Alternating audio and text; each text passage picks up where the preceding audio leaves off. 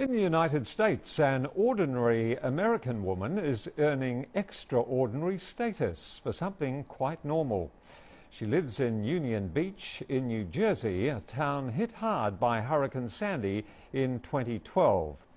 Known as Janet, she began to pick up photos after the disaster as a special way of helping people. Andrew Dupuy explains more about this renowned photo lady. Weddings, babies, and families laughing together. These are just some of the photos Janet has collected.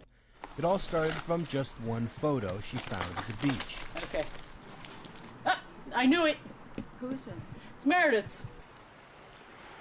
Janet wanted to help the homeless people after Hurricane Sandy, but she couldn't find a way until she picked up a photo. She then determined to collect photos from the disaster areas. Laying in the reeds, and it was like in perfect condition, and I looked down at the photo. I was like, oh, there's another photo.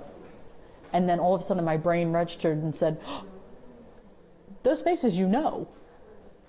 And I looked down and there was my niece and my nephew, and it kind of hit me then. It was like, wow, this is real. This is not just parts of Union Beach were damaged. Everybody was damaged.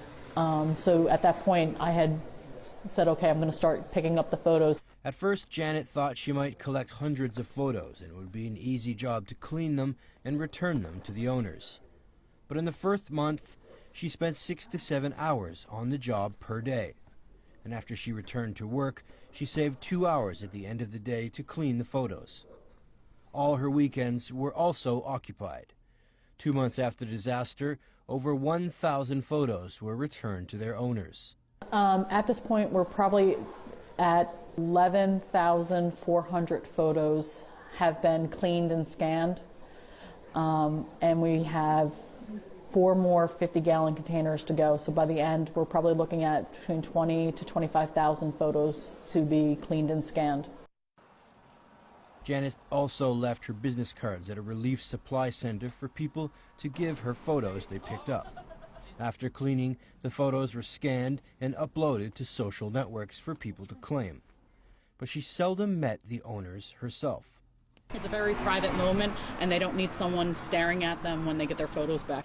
And it gives the families a little bit more privacy. I don't need to be there when they get their photos back. Janet says she is proud to have created this special way to help people, pledging to continue the work. I'll do it until the last photo's returned. Photos don't take up much space, but they take a lot of space up in our heart. But when the project's done, I'll probably feel sad because it's kind of like raising a child. You start off with one little thing and it's snowballed to so many wonderful things that it'll be sad when it's done. Janet has underlined that with all her possessions destroyed by the disaster and nothing left, people then began to learn that families, friends, and neighbors are the most important things in their lives. Andrew Dupuy, CCTV.